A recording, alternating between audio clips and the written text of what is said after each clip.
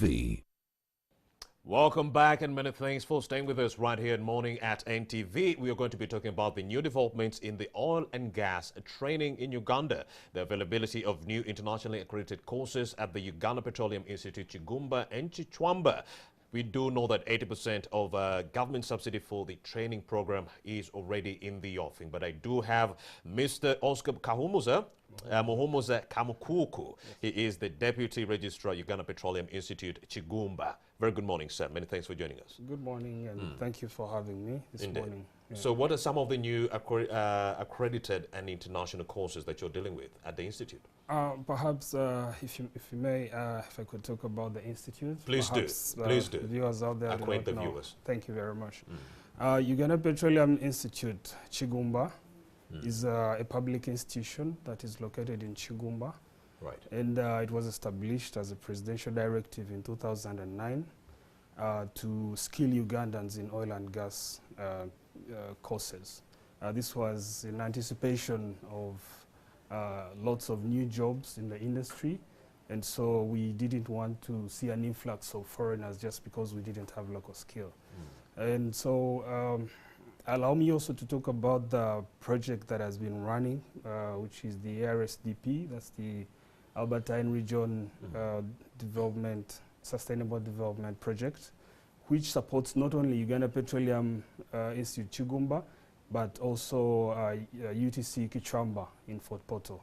So these are the institutions that have been designated as centers of excellence for oil and gas training.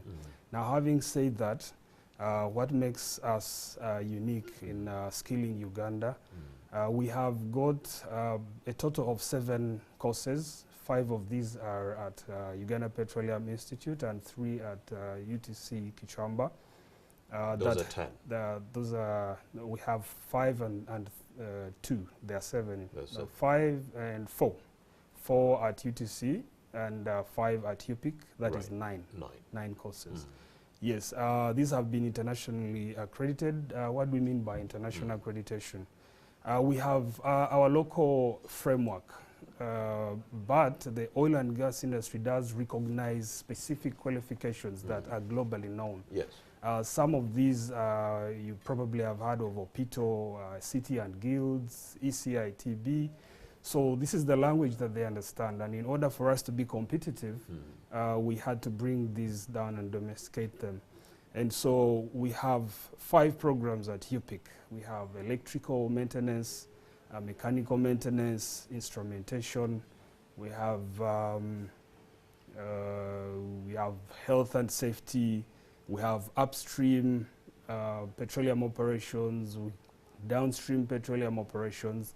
Then when you go to Kichwamba, you have carpentry, electrical, you have pipe fitting, etc., etc. Those are the ones that are supported under the project. We have many more, more than 10 courses actually.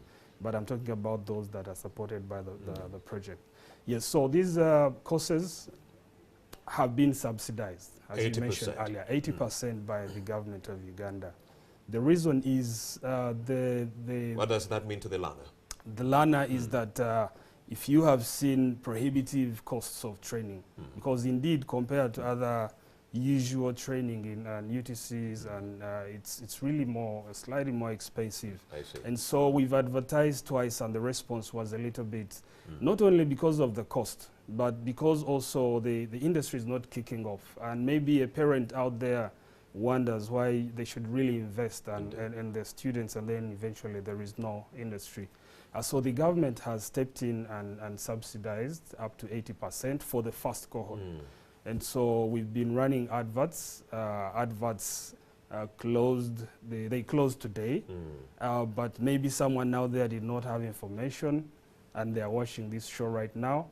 So I don't know if I can make a commitment and extend by another week, perhaps, but let the applications come in, and maybe by mid next week we can consider whoever hasn't heard about this and is watching us right now.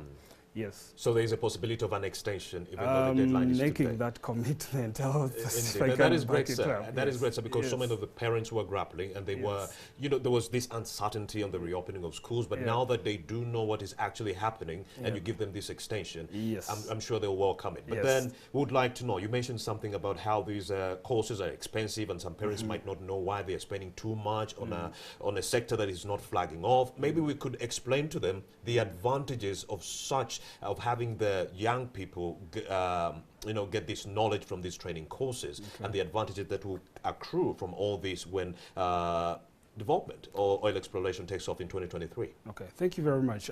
First of all, Ugandans need to know that this industry has reached in the final stage of announcing the final investment decision, which we've really been waiting for a long time. But most of the things that have been bottlenecks have been fixed by the government.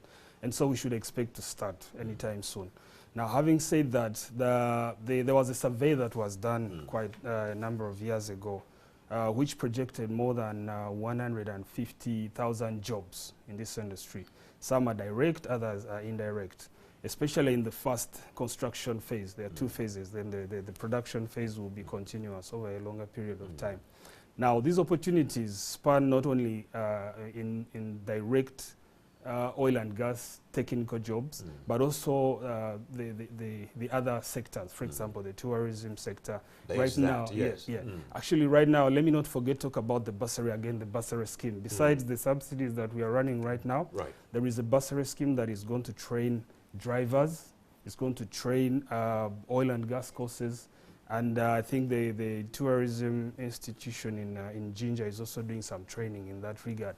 So there are jobs out there, and we will need skills, and these skills have to be internationally accredited. You will not get that accreditation elsewhere. And if Ugandans do not flock to get these skills, we might end up with foreigners coming into Uganda and taking over all these jobs. People from all oil-producing countries. So that's what we are trying to avoid. And so people need to rush in and get these qualifications so that they can grab the opportunities. Of course, the opportunities are so much in the oil and gas sector. I would like to know, and I'm sure the viewer who is watching, why are parents and learners not flocking for these courses?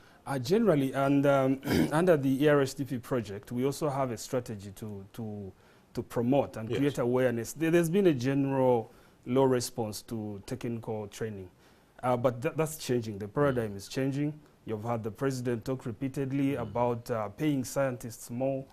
When they're talking about paying scientists more, we are talking about technicians.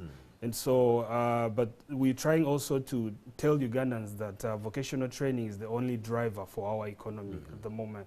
We're talking about industrialization, but these industries really require technical people. So the paradigm is shifting, and I would like to encourage the youth out there. This is not about politics. This is a real visitor. So we are going to launch about 4 workshops that are worth more than 20 billion. We will invite NTV. Please do invite us. So that the public can know this is not about politics, it's real. Come and get skills and benefit from anything to help the unemployed youth in Uganda. We do have 750,000 young people actually being produced from these universities every year, and they are unemployed. So 150,000 jobs would come in handy. Even people with bachelor's degrees come for competence courses. Please do come for competent courses. Please, as we wrap up this conversation, what does the future of oil and gas look like in Uganda? Brilliant, brilliant. Oscar Muhomuza. Thank you very much. Thank you very much for your time right here in Morning at NTV. You're still watching the best or #1 breakfast show in the country. Let's take a breather. We'll be right back.